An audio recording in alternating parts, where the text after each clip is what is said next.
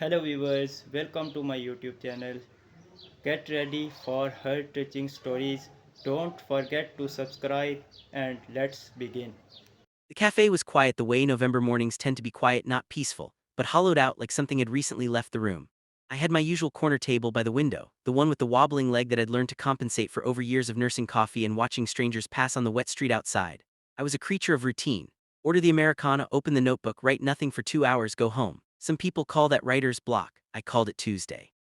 She sat down across from me without asking. I looked up from my empty page, surprised, though I tried not to show it. She was perhaps 65, with silver hair pinned in a loose arrangement that suggested she'd once been very deliberate about such things and had since stopped caring. Her coat was charcoal wool, expensive but old, the kind that carries itself with the dignity of things well made and honestly worn. She was carrying a wooden box about the size of a hardback novel, lacquered dark mahogany, with a brass latch and a small combination lock where a latch pin should have been. She set it on the table between us without ceremony. "I need you to hold on to this," she said. Her voice was unhurried, the kind of unhurried that doesn't come from having plenty of time but from having made peace with how little of it remains. I opened my mouth. She raised one hand slightly, just an inch or two, and the gesture was so authoritative that I closed it again. "Open it at midnight, not before." "I don't even know you," I said. "No," she agreed. "But you're the right person." I wanted to ask what made me the right person, but she was already standing, already buttoning her coat with the careful attention of someone who does up every butt because they've learned that the cold gets in through small, careless gaps. She had a quality that I can only describe as finality, not sadness exactly, but a settled quality, the way a sentence feels when it ends with a period rather than a question mark. "Why midnight?" I asked. She smiled, and it was a genuine smile, warm and a little sad, the way old photographs of happy moments make you feel. "Because some truths need darkness to be seen clearly, like stars." And then she was gone, walking east on the wet street, not hurrying, not looking back. I stared at the box for a long time. Marco, the barista, drifted over to refill my coffee and squinted at it. "Secret admirer." "I have absolutely no idea," I said honestly. He picked it up, turned it over, set it back down. "Combination lock, old style, 3 digits. What are you going to do with it?" "Open it at midnight, apparently." He gave me the look people give you when they can't tell if you're being eccentric or genuinely unwell. "Cool," he said, and went back to the counter. I tried to go back to my notebook, but the box sat there with an almost physical presence, a gravity that bent the morning toward itself. I kept reaching out and touching the brass latch, running my thumb along the carved edge of the lid, feeling the texture of the lacquer. It was old wood, very old, the kind of dark that takes decades to develop. Someone had kept this box a long time, cared for it, polished it. There was a small decorative motif on the lid, a compass rose, I realized, delicate and precise, the kind of thing carved by someone with patience and steady hands. I tried not to think about why a stranger had left it with me. I failed. By noon I was doing what any reasonable person with an unsettling mystery in their possession would do. I was asking around. I described the woman to Marco, to Alina who ran the florist shop 2 doors down, to old Mr. Petrov who sat in the cafe most mornings working crosswords and occasionally sharing opinions nobody had requested. Mr. Petrov put down his pencil. "Silver hair, charcoal coat, walks like she's going somewhere important." He said this with the particular care of someone choosing words over feelings. "Yes," I said. "You know her?" He was quiet for a moment, the way people are quiet when they're deciding how much of themselves to give away.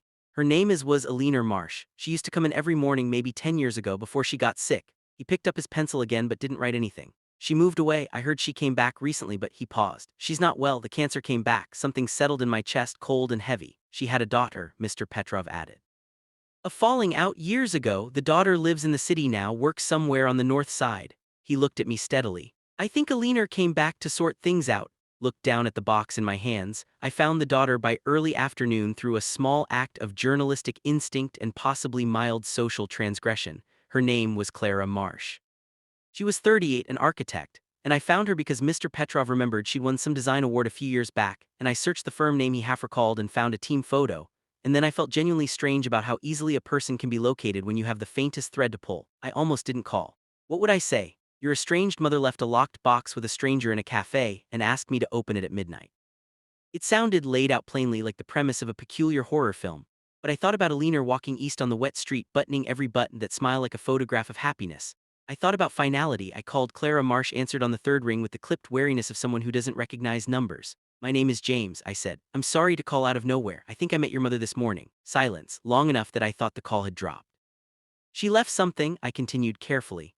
"A wooden box with a compass rose on the lid. She asked me to hold on to it. She told me to open it at midnight." When Clara spoke again, her voice had changed, the wariness dissolved into something rawer, younger. "A compass rose," she repeated. "Yes." Another silence. "Then my father carved that box. He made it for her the year they got married. She's kept it their entire lives."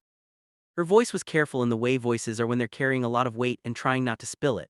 She called me this morning, first time in 3 years. She said she'd left something and that someone would find me. Wanted me to find you, I said. It wasn't a question. I think, Clara said slowly. She needed someone outside the story to carry it, someone without all the weight of what happened between us. A pause. She knew she couldn't hand it to me herself. She's not, she stopped.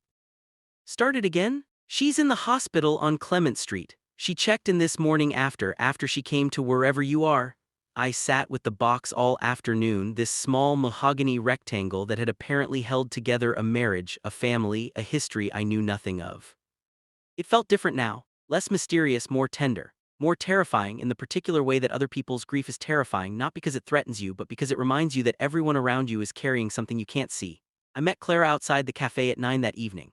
She was tall like I imagined her mother had been, with the same quality of stillness, though in Clara it read as tension rather than peace, a stillness maintained at some cost.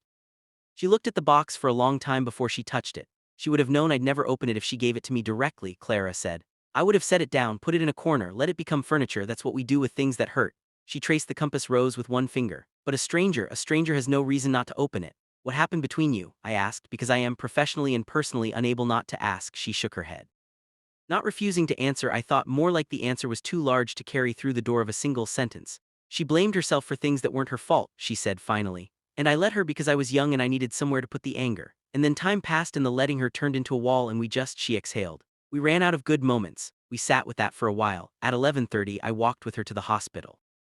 Leaner Marsh was in a room on the third floor, small and bright and smelling of the particular antiseptic hope that hospitals smell of. She was awake. She looked smaller in the bed than she'd looked in the cafe, the way people always look smaller when the structures they hold themselves inside, coats, certainty mornings, are stripped away. When she saw Clara in the doorway, something in her face broke and then reformed, the way ice cracks and shifts and settles. Clara stood at the threshold for a moment. Then she walked in and sat in the chair beside the bed and took her mother's hand, and neither of them said anything. I stayed in the doorway. Alina looked past Clara and found my eyes, and she gave me that smile again, the one like a photograph of happiness. She reached out her free hand and I understood. I walked to the bed and placed the box in her palm. She gave it immediately to Clara. The combination, she said, her voice thinner now but still unhurried, is 1984. She paused. The year you were born. Clara held the box against her chest like it was the thing keeping her upright. I left them there together, the small room, the lamp light, the locked box traveling back to the hands it had always been meant to reach. I walked home through the November dark. When my phone showed midnight, I stopped on the bridge over the canal and looked at the sky, cloudy, starless, the city glow turning the clouds the color of old amber. I thought about what Alina had said.